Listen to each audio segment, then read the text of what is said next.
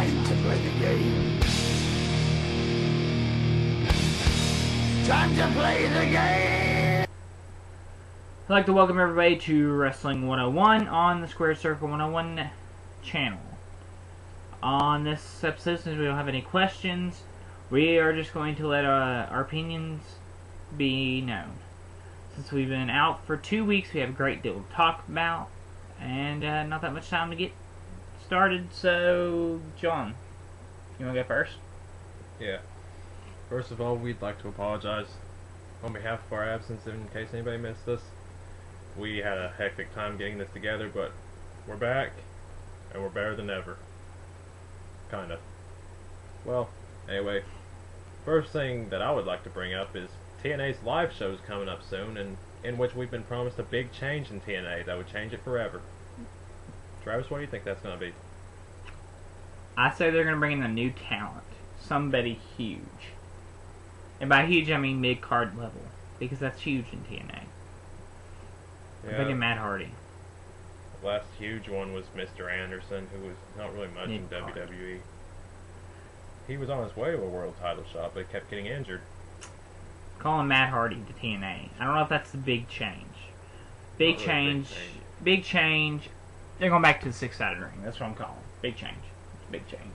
Well, I don't know if I would say that'd be a huge change to go back to something they did already, but I mean, everybody. The only other thing it could be that I could see them realistically doing, other than the six-sided ring, going live. And I don't think they can afford to do that. or better yet, go on tour, like actually go to different cities and.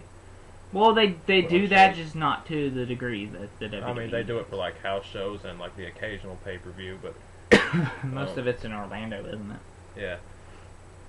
I mean, if ECW back in the day could travel to other cities, I know that TNA now could do that, because I mean, they are doing good for themselves. They might not be the superpower that the WWE is, but you know. Yeah.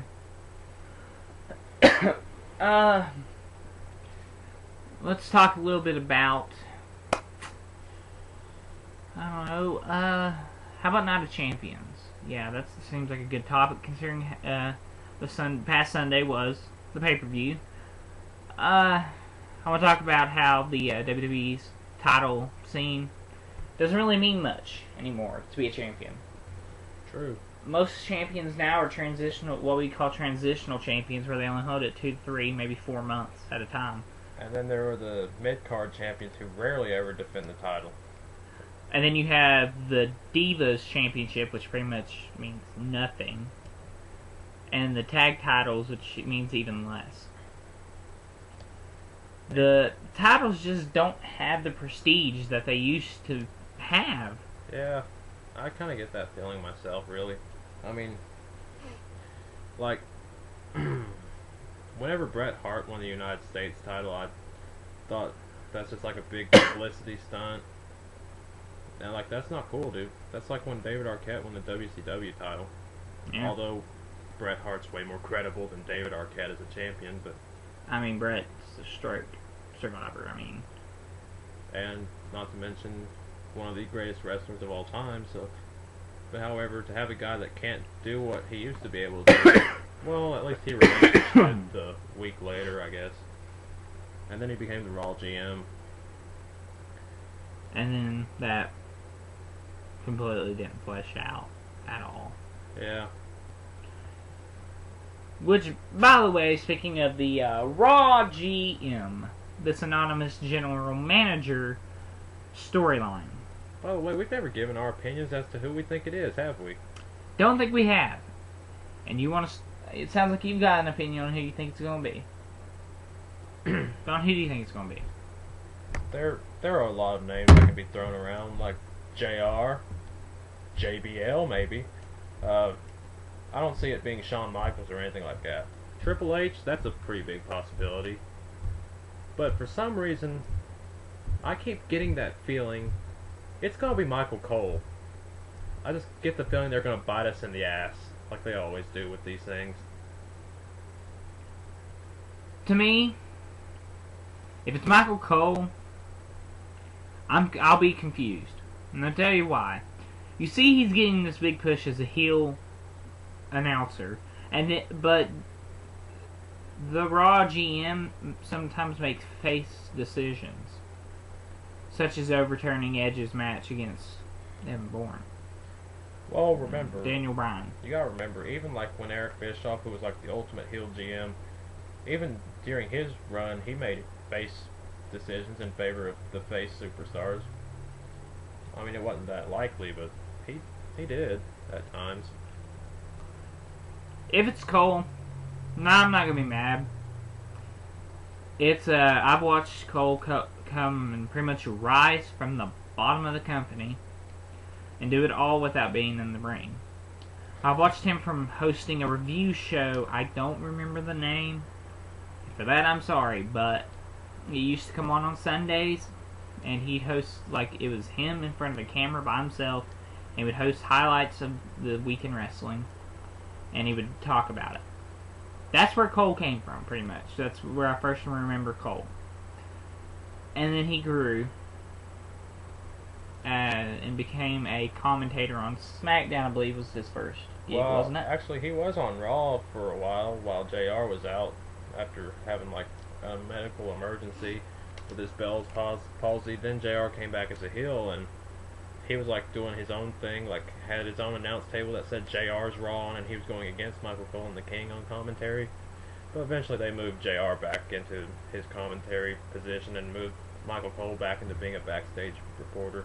Then whenever SmackDown came up, that's when he became the announcer for SmackDown.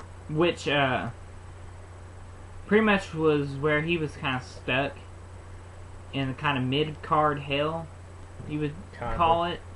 He was stuck on SmackDown for quite a while, actually. He was the voice of SmackDown. Yeah, he really was.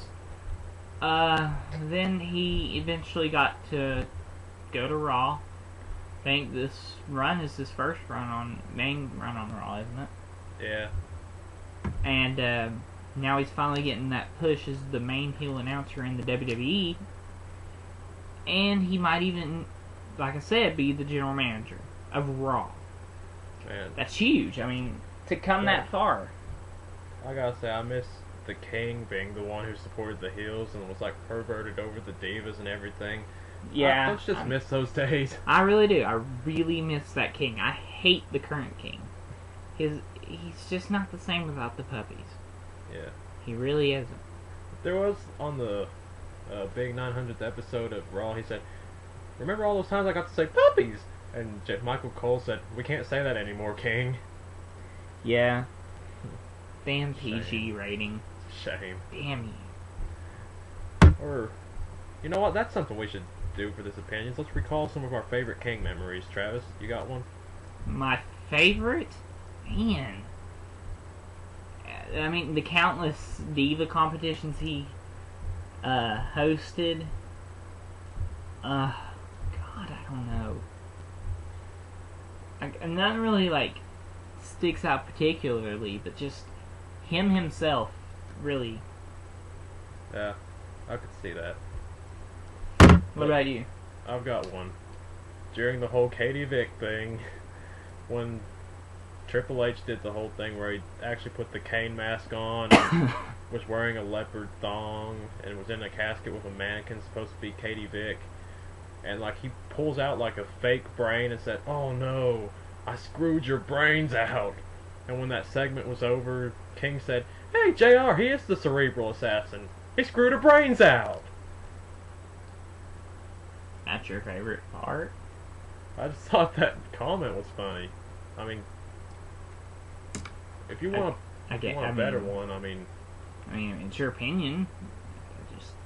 I never got to see the Katie Vick storyline. Of course, there was that whole HLA thing when King said, well, that was back when the announce table was next to the stage. Yeah, I remember that. Yeah, and whenever the lesbians were in the ring, King had a pair of binoculars out, and Eric Bischoff was in the ring, and he told one of them to take the other one's shirt off, and King said, "Woo! Eric Bischoff for president!" And it just shows him with his binoculars. Yeah, I like that. Let's recall some other favorite memories while we've got time. How about a good JR one? Favorite JR memory has to be when he got kicked in the nuts by Linda McMahon. It really is. It was hilarious. Do you know that they actually, Linda's opponent for Senate actually uses that for his bashing video on her? Like, Her kicking JR in the nuts? yeah, like it says, it starts out, for years Linda McMahon's been kicking Republicans, then shows that, BAM! No way. Yeah. Is JR a Republican by chance? I don't know. I bet she is. He's from Oklahoma.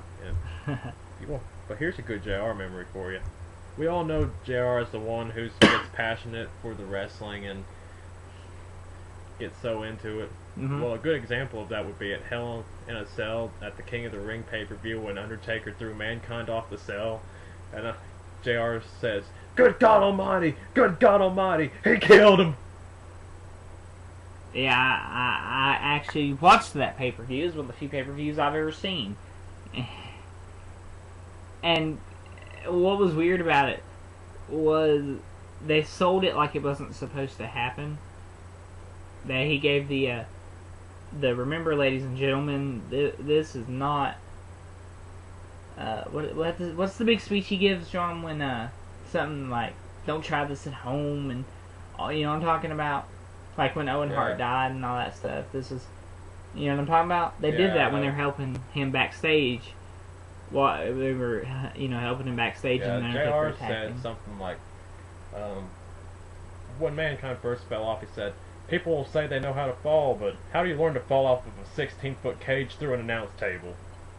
Yeah, he really sells it. Yeah, JR is just one of the best of all time. And, looks like we're in for a bona fide slobber knocker.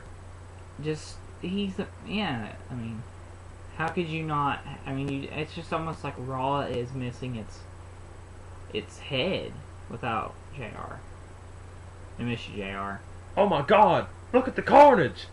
That's another quote from him. Another JR quote. While we got time too, looks like we still got a little bit of time, let's talk about just some of our favorite wrestling memories.